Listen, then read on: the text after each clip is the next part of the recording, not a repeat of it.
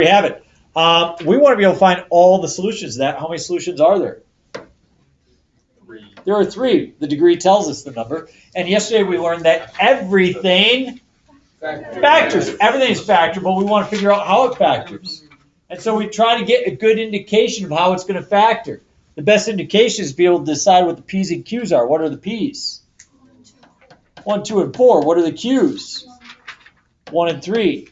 P's are factors of the last number, Q's are factors of the front number. I take all the P's and divide it by all the Q's. I get a plus or minus 1, a plus or minus 2, a plus or minus 4. When I divide by 3, I get plus or minus 1/3, plus or minus 2/3, and plus or minus 4/3. Is everybody okay with me on those? Any questions how I came up with any of that?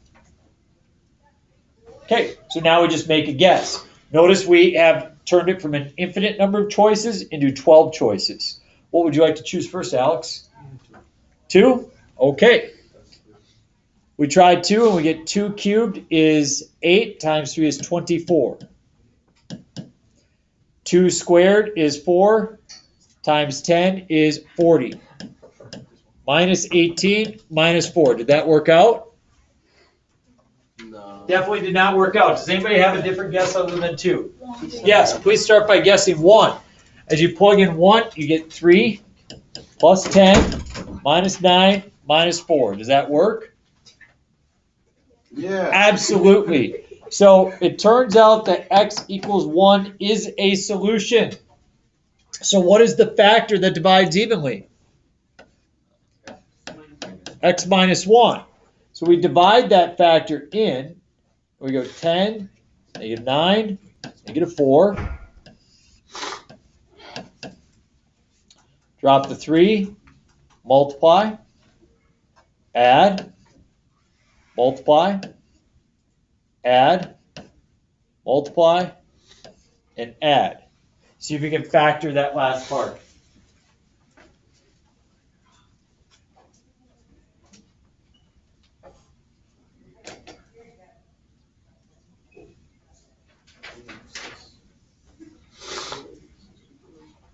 I got the answer. Why would you do that?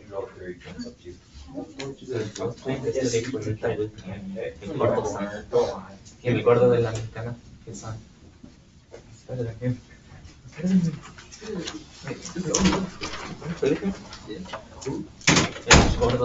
Okay, so we have x minus 1 times, I think you have a 3x plus 1 times an x plus 4. Is that how you factored it? Once again, everything factors. We have 1, we have negative 1/3, and we have negative 4. And I can look in here and see that negative 4 is a choice, negative 1/3 is a choice, and positive 1 is a choice. A nice way to be reflective on whether or not it actually works. Everybody good with that? Okay, I'm going to show you a nice little trick for this last one. This last one has how many solutions? 4, and it's nice that the Q's are just 1 and 1, so we just have 1 for the Q's. But what do you notice about the P's?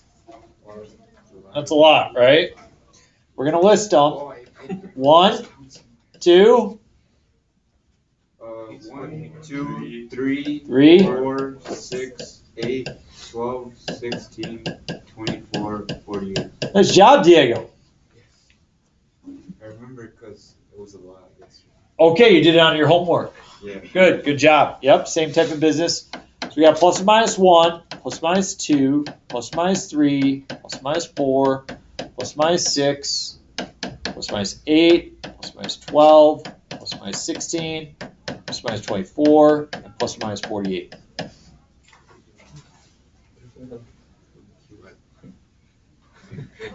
Now, you guys do not get a calculator on this test. My guess is sometimes people are a little bit concerned that when they're plugging numbers in this situation, they feel like they might make a mistake. Possible? Yeah. Hannah doesn't want to make a simple arithmetic mistake. She's pretty good with her integers or multiplying and dividing, but it might happen that a mistake comes up. I'm going to show you how to try to avoid that, okay? What would be your first guess? 1. You would try 1. Can everybody look at it and see that 1 does not work? Yeah, you got a negative 28, negative 48. You definitely ain't going to get 0 out of that, are you? So 1 is eliminated. What are you going to try next? Okay, so you tried -1. -1, the fourth is 1. And then is it going to be a +7 or -7? It's going to be a -7, +8 or -8? +8, and it's going to be a +28, and it's going to be a -48. Is that going to give you 0? Definitely not. So now all of a sudden you got to move from the 1s, and you're probably going to move to the 2s, right? And as you move to the 2s, I would worry sometimes about plugging 2 in and making a mistake with my arithmetic. So don't plug it in. Just run it through synthetic division.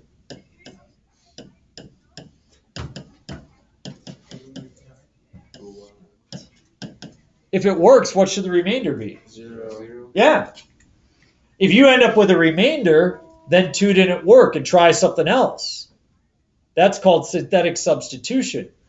We put it in, we get 1, 2, 9, 18, 26, and 52. Now this gets a little bit difficult, but if I think about this, I think I get 24 and then positive 48 and make 0. So did 2 work? Are you less likely to make a mistake there as opposed to plugging it in? Absolutely. So if you want to plug it in, go ahead and do it that way. If I ever do it with a fraction, I always set up synthetic. I never try to plug the fraction. I always just run through synthetic. It's a lot easier. So I've got that. So I got x equals 2 as a solution. So what's the factor? Got x minus 2. Excellent. And now notice the number on the end. We got 2 things going for us here. Again, I'm trying to help you guys so you can keep pace on this test.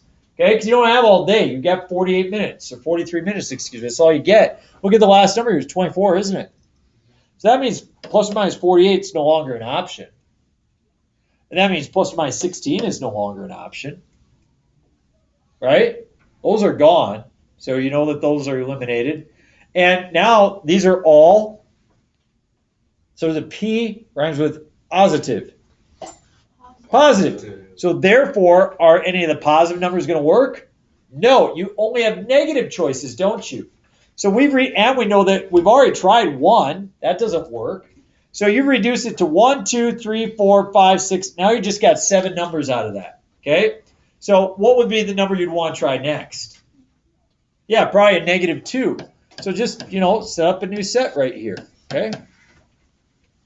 Kind of a nice way, just carry on another option. If it works, our remainder should be 0. We drop the 1. We get -2. Positive 7. -14. Get a dozen. -24 and 0. So if -2 worked, that means that x plus 2 was a factor. And so I can see from this, I have x minus 2 times x plus 2, and I have x squared plus 7x plus 12. X squared plus 7x plus 12 does factor to x plus 3 times x plus 4. So I have solutions of 2, -2, -3, and -4. Those are all options that are listed right there. Got them all, 4 of them, exactly like what I thought I would have. You quick try, see if you can sketch a graph, and we'll end. Try to see if you can sketch that graph. See how smart you are. I think you're pretty smart.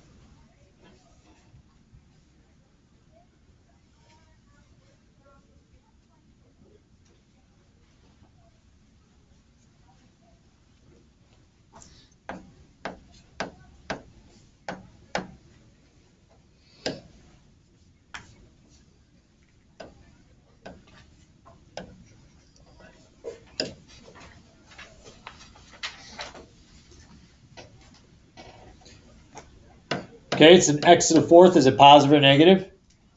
Positive, so that means it ends going up, and because it's even, it starts and ends same direction. So I've used my little bit of knowledge. I got a graph, looks something like that. What do you think? You guys see now how This is connecting all the pieces we've done. So the graph, the dividing, the polynomials, and it only continues on from here. That's why at the end of this unit, I could literally give you one problem. It would summarize the entire unit. We're not just going to do one problem. We'll break it up into parts. You guys will do great on the test because you're a great group of kids. So that's all I have for you. You guys have the rest of the hour to work. Answer keys are posted. Answer keys are online. And that's it.